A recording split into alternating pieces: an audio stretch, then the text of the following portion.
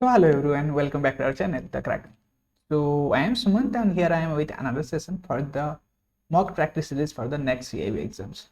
So we talk about, it's a long time. I'm just reviewing the class now and there's due to my transfer, right? So एक new place में transfer हुआ है, सो in between settle होने में time लग जाता है. सो फिलहाल all done now. So again with the new setup अब ये हम इसको कंटिन्यू करेंगे. सो अभी बस हमारे पास जितना भी टाइम है will try to utilize all those times, right. So hopefully आप लोगों का प्रिपरेशन अच्छा चल रहा होगा.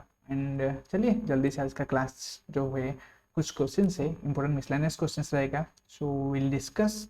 सो let's start it and hopefully आप लोगों का प्रिपरेशन अच्छा चल रहा होगा and if hopefully you all are having a good time as well, right.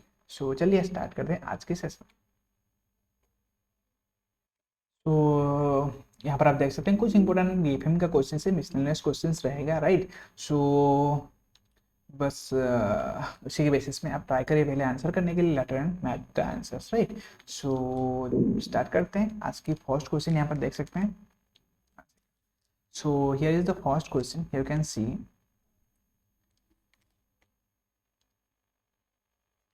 what kind of risk on settlements is covered by Hurstad risk for which BCBS was found, right.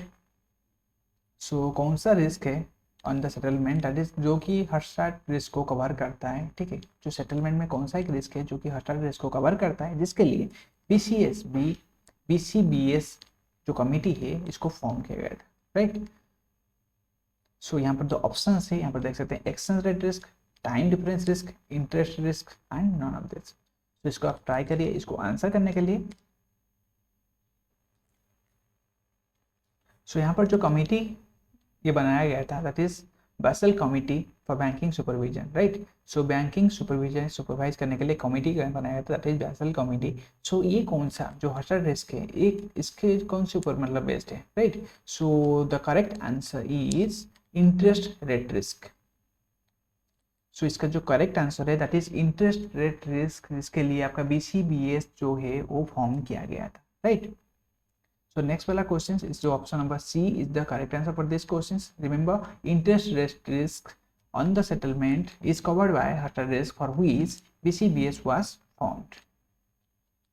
So next this is question number 2. You can see which of the following is not one of the three main pillars of Basel 2. So Basel 2 में जो 3 pillars होते हैं, right, उसमें से कौन सा ये जो 4 ऑप्शन है इनमें से विच is not the part of all the 3 pillars, ठीक है. सो यहाँ पर ऑप्शन ए देख सकते हैं. It is the capital for market risk, B is the supervisory review process, C market discipline and D is minimum capital requirements. So हमारा एक particular session था जिसमें बासल के रिलेटेड कुछ इंपॉर्टेंट जो टॉप कंटेंट है उसको हम डिस्कस किए थे, साथ में कुछ एमसीक्यूज एज वेल, राइट. सो इसके बहुत अच्छा क्वेश्चन है बासल रिलेटेड. आपको कुछ ना कुछ क्वेश्चन आपको मिल ही जाएगा 2 to 3 marks, right. So very important है फॉर बीएफए पार्ट. इसमें बहुत अच्छा क्वेश्चन आता है थ्योरेटिकल बेसिस में जो कि आप इजीली आंसर कर सकते हैं, ठीक है. सो इसमें से कौन सा वाला जो है जो कि ये जो 3 पिलर में से नहीं है, अगर आपको पता होगा ये 3 पिलर्स कौन सा है then you can easily answer it, right. So hopefully आप में से बहुत सारे लोग इसको आंसर कर चुके होंगे. सो इसमें से देखिए जो आंसर है फर्स्ट पहले देख लेते हैं कौन सा वाला 3 पिलर्स इसमें है बासल 2 में हमारा, right. So capital for market risk जो कैपिटल रिक्वायरमेंट कितना है that is also included. Next supervisory review process और नेक्स्ट है market discipline. Market discipline is also included in basal 2 and next है मिनिमम कैपिटल रिक्वायरमेंट, कितना हमारा minimum capital requirement है and ये जो है मार्केट रिस्क के लिए कितना कैपिटल है, ये जो तीनों है इंक्लूडेड था. और ये जो सुपरवाइजरी रिव्यू प्रोसेस ये आपका पार्ट नहीं है 3 main pillars of the Basel 2. So इसका जो आंसर है which is not we need to find the odd one. So that's why the correct answer is option number B, correct.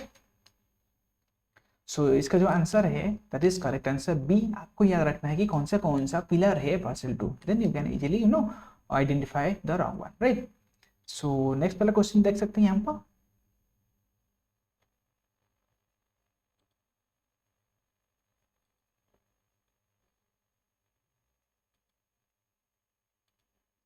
Which of the following is not covered under market discipline pillar of Basel 2?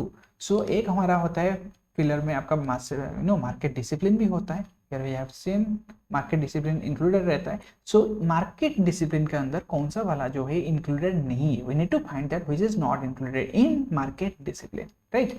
सो अगर आपको market discipline के बारे में पता होगा then only you can answer it. So यहाँ पर पहले हम जान लीजिए कौन सा आपका मार्केट डिसिप्लिन के अंदर इंक्लूडेड है, एंड वो जो ऑड वन होगा वही होगा हमारा correct one, right.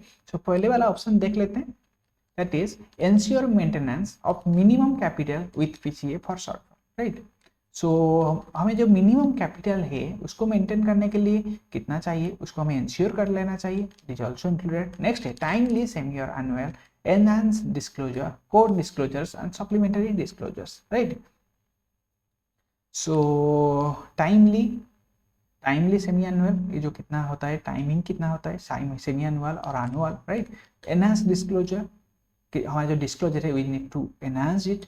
Code disclosure and supplementary disclosure, जो कोर होता है मेन डिस्क्लोजर एंड उसका जो एडिशनल डिस्क्लोजर रहता है, ठीक है. सो वो भी हमारा जो मार्केट डिसिप्लिन में कौन सा व्हिच इज नॉट कवर्ड, ये इंस्ट्रूमेंट है मिनिमम कैपिटल. तो ये जो मिनिमम कैपिटल है ये आपका मार्केट डिसिप्लिन के अंदर नहीं जाता है, ठीक है. सो हमारा जो करेक्ट आंसर है ऑप्शन नंबर ए, एंड ये जो 3 है the all are included in the market discipline, right. So this is the next question.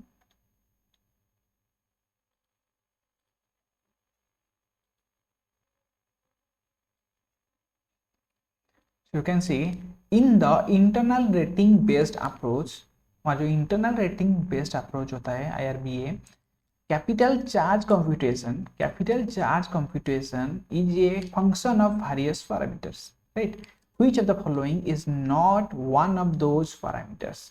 सो जो कैपिटल चार्ज कंप्यूटेशन होता है ये function of various parameters, so इसका जो है मेनी पैरामीटर्स पर डिपेंड होता है, ठीक है. सो कौन सा है, which one is not one of those parameters. तो पहले हम जान लेना है कि ये जो चारों ऑप्शन है कौन सा वाला एक पैरामीटर में इंक्लूडेड नहीं होता है, ठीक है.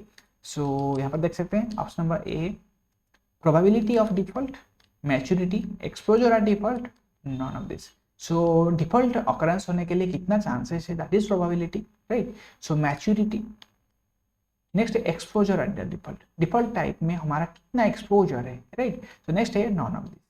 सो कौन सा वाला which is not one of those parameters. So इसमें से जो वाला आंसर करेक्ट है जो कि नहीं है one of that parameter, that is option number C. So कितना एक्सपोजर डिफॉल्ट के टाइम में कितना एक्सपोजर है, that is not one of that parameters, right. So exposure at default is not one of that parameters, probability of default is also one parameter, maturity is also another parameter, right. So इसका जो correct answer रहेगा that is option number C. So next वाला question देखिए, under advanced IRB approach, right. So under advanced internal rating based approach, who provides input for LGD, right. So very important concept है, ये वाला आपको जान लेना चाहिए. LGD का मतलब क्या है, यहाँ पर ऑप्शन पहले देख लेते हैं. जो IRB अप्रोच रहता है इंटरनल रेटिंग बेस्ड अप्रोच, सो उसमें कौन जो है इनपुट जो होता है, इनपुट मतलब डाटा कौन प्रोवाइड करता है for the LGD, bank, supervisor, function provider by the BCBS और नॉन ऑफ दिस. सो कौन इनपुट प्रोवाइड करता है उससे पहले आपको जान लेना पड़ेगा LGD क्या है, एक सेकेंड. सो LGD का जो मतलब क्या है, राइट. तो ये एक अच्छा है. LGD का जो है लॉस, इसका जो फुल फॉर्म है that is loss given default, right. So इसको छोड़िए, that is loss given default, right. So इसका मतलब क्या है, लॉस गिवन डिफॉल्ट मतलब पकड़ लीजिए ए एक पर्सन है, ठीक है. सो ए जितना हमारा लिया है लोन, पकड़ लीजिए 10 लिया है, 10 करोड़ ए ने लिया है लोन हमसे, राइट. सो वो इसका जो हमने इसका रिकवरी कर दिया है आफ्टर 2 to 3 years, हमारा इसका 2 करोड़ रिकवरी हो चुका है. अभी तक उसका आउटस्टैंडिंग कितना है, 10 - 2 दैट इज 8 करोड़. ये क्या है, दैट इज आउटस्टैंडिंग, ठीक है. सो आउटस्टैंडिंग मतलब अगर अभी हमारा ए डिफॉल्ट कर लेता है, ठीक है. लॉस गिवन डिफॉल्ट मतलब डिफॉल्ट के टाइम में लॉस कितना कर मतलब हो रहा है फॉर दैट बैंक, और कौन दिया है लोन, इसको लोन दिया है बैंक. सो बैंक ने ऑब्वियसली लोन दिया है इसको, सो ऑब्वियसली इसका मैं 2 करोड़ कर रहा हूँ, सो 10 माइनस 2 इक्वल टू हो जाएगा 8 करोड़। सो जब ए, अभी बैंक ने इसको लोन दिया है, ठीक है, सो ए जब डिफॉल्ट करेगा तो किसको लॉस होगा, बैंक को लॉस होगा। तो कितना लॉस होगा वो इससे हमारा डिफाइन होता है। अगर फाइनली पकड़ लीजिए आज के डेट में ये डिफॉल्ट करता है, इसका आउटस्टैंडिंग कितना है, 8 करोड़ है, ठीक है। सो इस टाइम जो एलजीडी कितना हो जाए, loss given default, what is the amount, इसका फुल डेफिनेशन होता है the amount of money a financial institution losses when A default occurs, ठीक है। जब एक डिफॉल्ट अकर होता है उसमें कितना अमाउंट ऑफ लॉस होता है टू ए फाइनेंशियल इंस्टीट्यूशन। सो जब भी एक मतलब लॉस होता है उस टाइम में जितना हमारा ऑब्वियसली आउटस्टैंडिंग रहेगा, एंड इसमें हम किस किस को एक्सक्लूड करते हैं, वी डू एक्सक्लूड। सो इसमें हम एक्सक्लूड करते हैं एनी रिकवरी, ठीक है। तो जो भी हम रिकवरी किए हैं, मतलब ऑब्वियसली जितना पे कर दिया है उसने, तो 10 करोड़ था, उसने 8 करोड़ सॉरी 2 करोड़ पे कर लिया, अभी हमारा आउटस्टैंडिंग बच गया 8 करोड़। सो ही हो गया हमारा, that is the remaining amount, मतलब कितना लॉस हो रहा है किसी फाइनेंशियल इंस्टीट्यूशन को, बैंक को, during the that particular default, right. So उस टाइम कितना हो रहा है 8 करोड़। सो ही होता है हमारा loss given default, got it.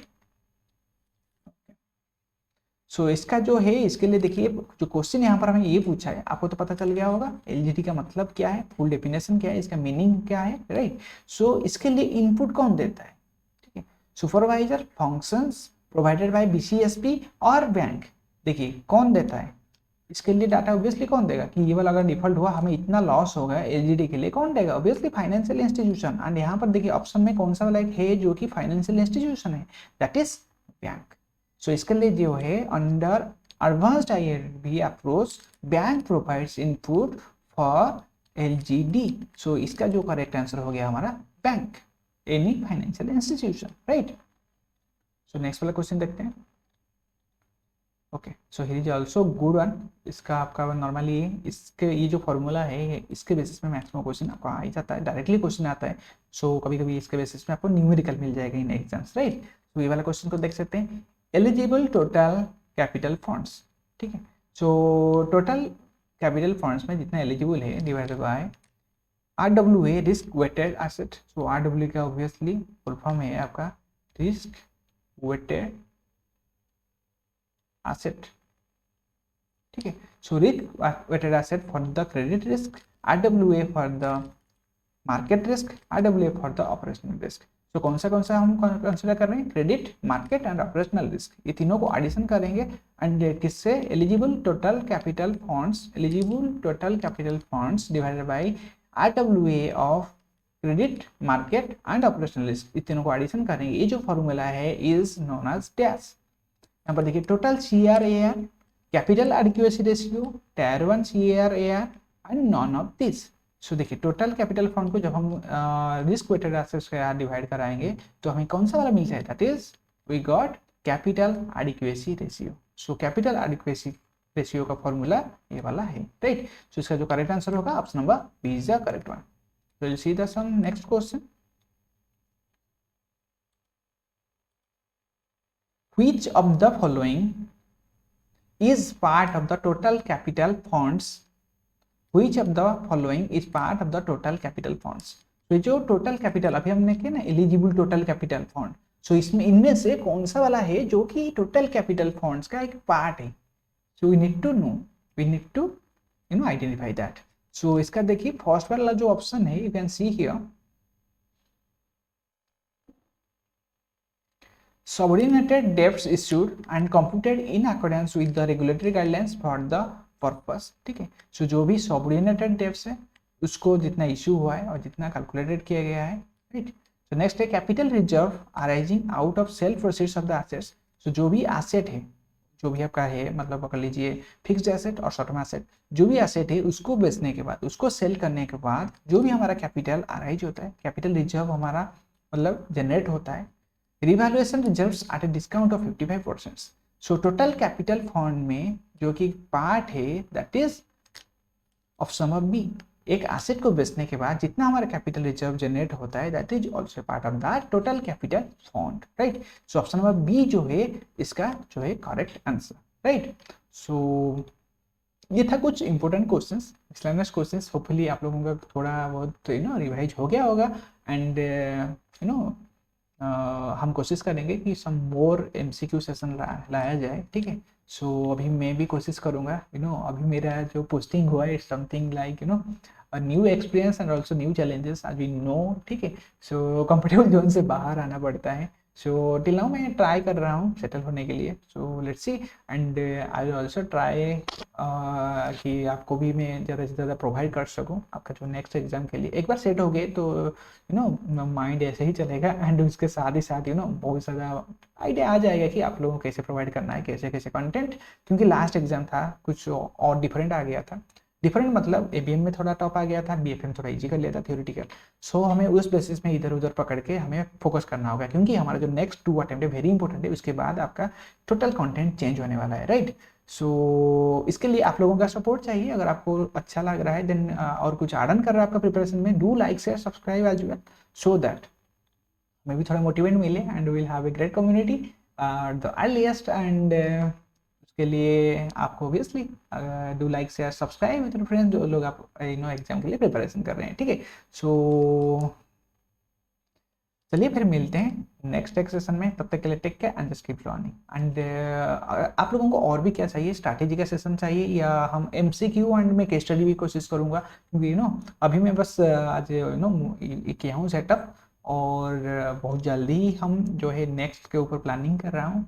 तो अभी सब कुछ सोचना पड़ेगा। 1 मंथ 2 मंथ के गैप के, ऐसा नहीं कि गैप में बैठा हुआ था, I was working like something else, right. तो आप लोगों को क्या चाहिए, स्ट्रैटेजी का सेशन चाहिए या हम एमसीक्यू वन केस स्टडी भी कंटिन्यू करें? आप अपना व्यूज शेयर कर सकते हैं in the comment section, right. So Telegram channel को ज्वाइन करिएगा, आपको लिंक मिल जाएगा अबाउट सेक्शन में या फिर आपको यहाँ पर आपका डिस्क्रिप्शन में मिल जाएगा, ठीक है। सो वहाँ पर आप डिस्कस भी कर सकते हैं और डायरेक्टली हमारे साथ कनेक्ट हो सकते हैं। सो चलिए, take care of yourself and see you guys soon. Thanks for watching.